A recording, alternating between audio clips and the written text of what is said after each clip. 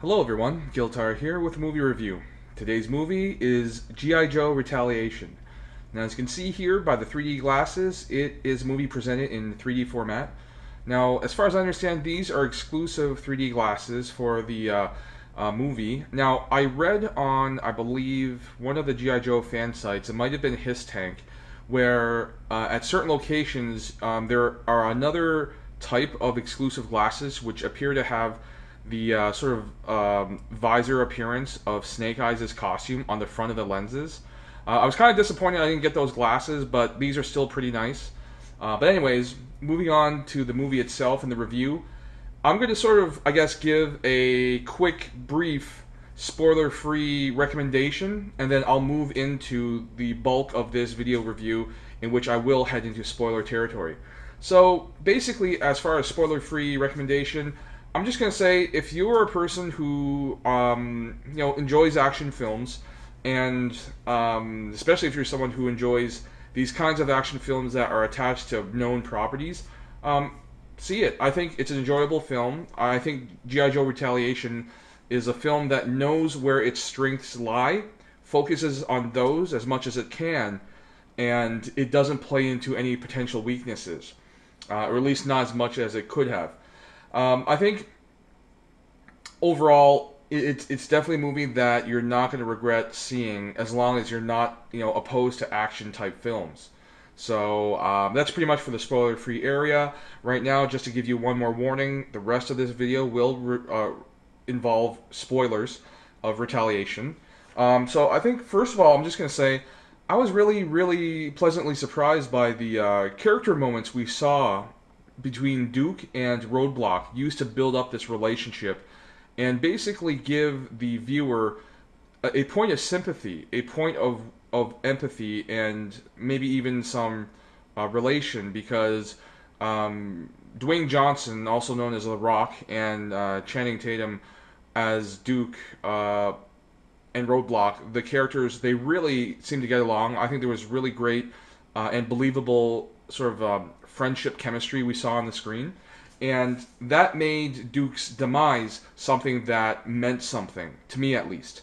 And just to say it here, I was surprised by Duke's death, his killed in action status in the movie, simply because I originally remember reading that the movie was delayed because the studio wanted to reshoot certain parts of the film, get more Channing Tatum, I guess, parts into the movie, and I also read or heard that it was to write the character back in. I thought Duke was supposed to be dead originally, and then this cut of the film had the character brought back, which was untrue.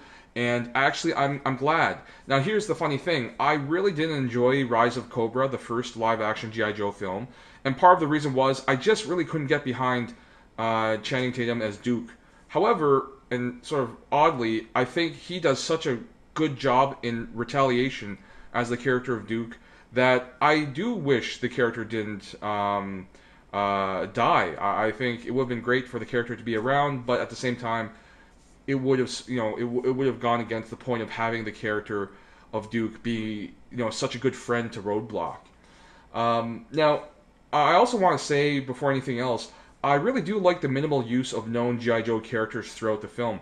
I mean, we stick to basically several known named characters, and the rest of the sort of soldiers on both the Cobra and G.I. Joe side are basically your normal troops. I like that because I think something like G.I. Joe, with its plethora of named, known characters, a live-action film that only has so much time on screen can really get bogged down in trying to get all the popular and known characters some sort of screen time. I don't think it's necessary. I think if the franchise is able to be healthy and proceed with sequels, you have plenty of time later on to introduce other characters in the fictional mythos. Now, next up, as far as, I think I'll break it down into like the actors and roles of the G.I. Joe side and the Cobra side. I'll start with the G.I. Joes. I have to say, The Rock, Dwayne Johnson, definitely steals the show. He truly carries the movie on his shoulders. I just think The Rock is a really great, in my opinion, actor. He's not, I guess, a person who you'd expect to see, doing Hamlet or Shakespeare type work anytime soon or at all in the future. But, he's a person who knows what he's good at in terms of his acting ability and his charisma and his presence. And what he's good at, he does it so well and focuses on it that he's great at it. And whatever he isn't, particularly good at, he stays away from. He knows where his strengths lie.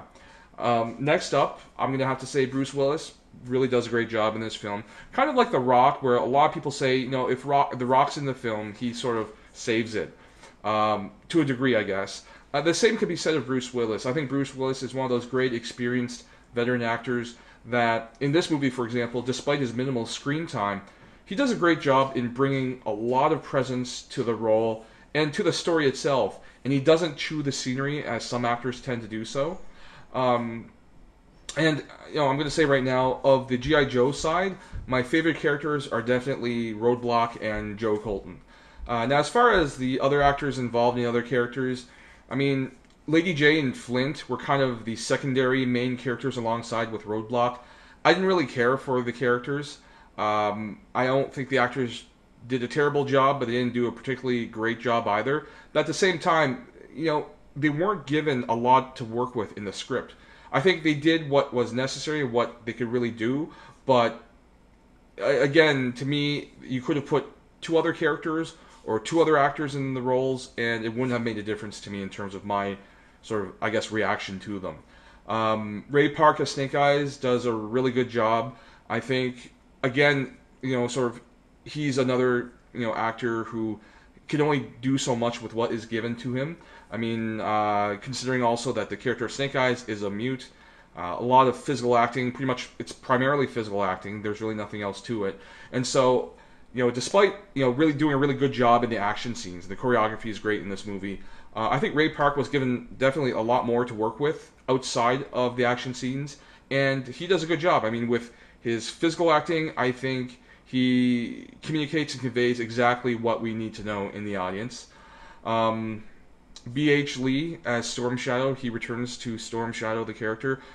Just like in the first movie, I felt that he was one of the strong points of Rise of Cobra, despite not having a lot of time. I think B.H. Lee does an even better job in this movie, and basically thanks to the script, they didn't go into the super fantastic end of things like they did in Rise of Cobra. Rise of Cobra pretty much on every front delved into the super fantastic, which I'll get more into later on in this review. But Lee, I think, just brings great intensity and presence to his role as Storm Shadow. Combined with a decent script this time, I think Storm Shadow is a really enjoyable character. A really great foil to Snake Eyes. And finally, I'd say Channing Tatum as Duke, again, a really great performance with what he had to work with.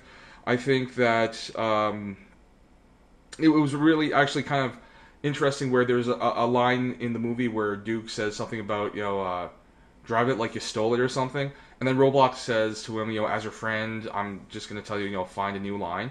It felt like to me, that was kind of like the case where, kind of in a funny way, the Duke character in this movie was reined back by Roadblock, even though Roadblock was kind of a silly character at times.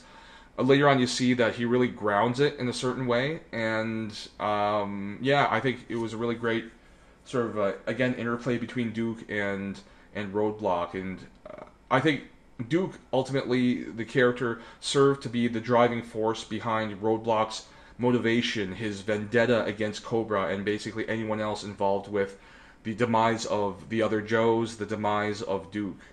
RZA as the Blind Master, I really didn't feel that. I felt it was a really weak combination of just the actor didn't suit the role, and the role felt like it was just wedged in for the actor's sake. I don't know if that's a fact, but it just felt that way. In a similar way, I didn't really get the whole Jinx character. It was so minimal, and I don't really think the actress did well. I thought her acting was very lackluster, to put it kindly. Now, on the Cobra side of things, basically Jonathan Pryce as Zartan, who is the in disguise as the President of the United States. For that side, he and Ray Stevenson as Firefly really on that side of the sort of characters, the antagonists, they carried the film as far as I'm concerned. I think they both did a really great job. Jonathan Pryce was given a lot to work with, and to me, I think he definitely exceeded what he had to do in the film and really brought something extra to it. Ray Stevenson as Firefly, I think, was a perfect fit.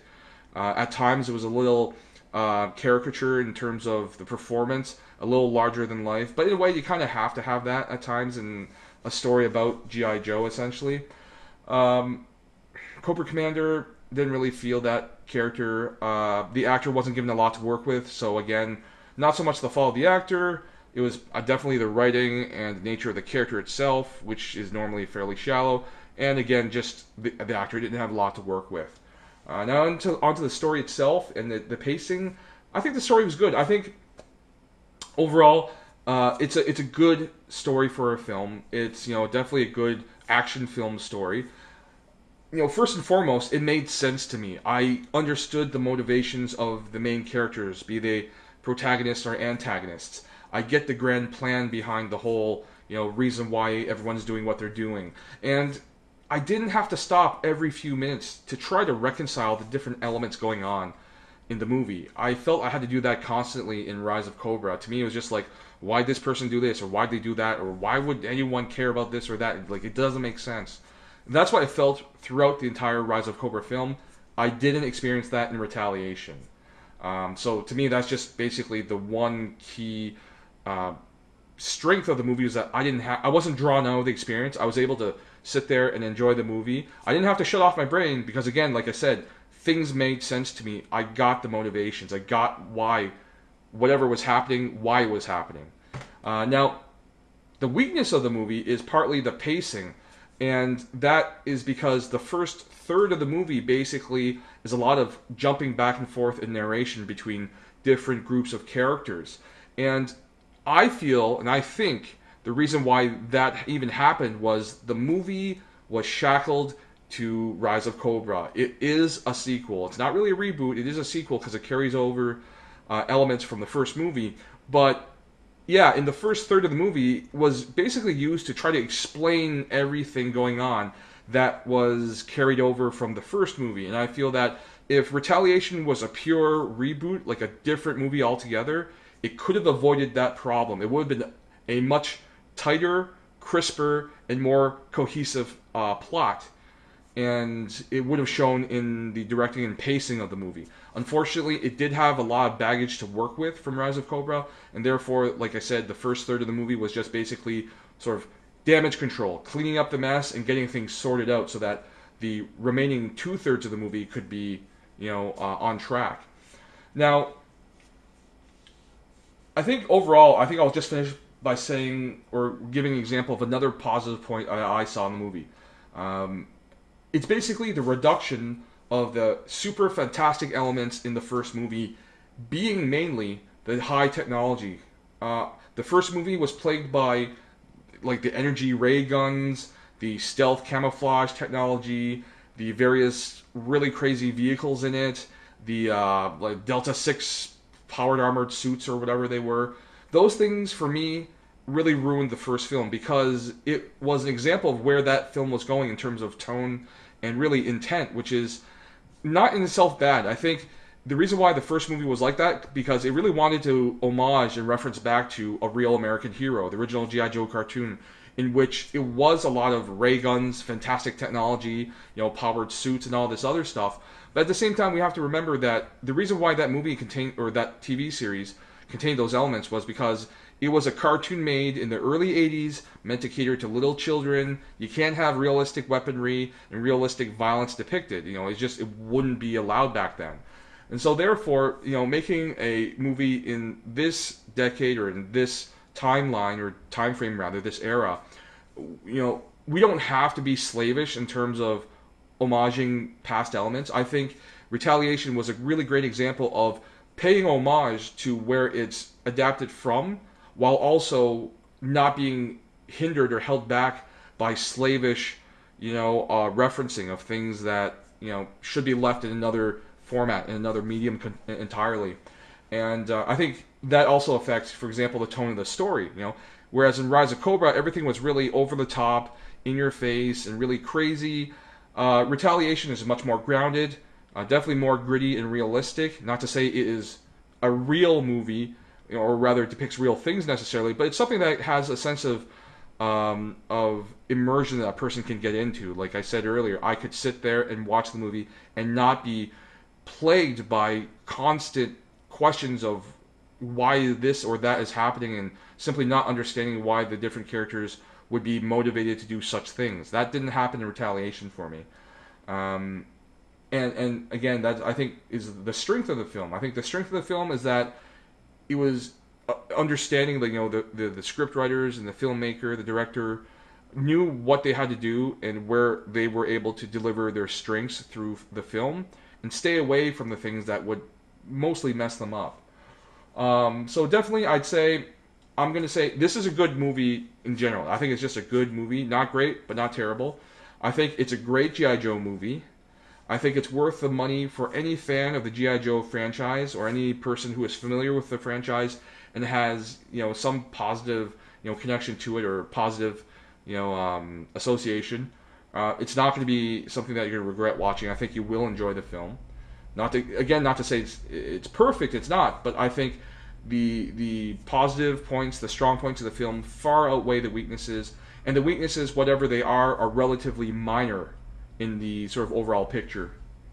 So as usual, thank you very much for watching. I hope you have a good day, and I'll see you guys at the next video.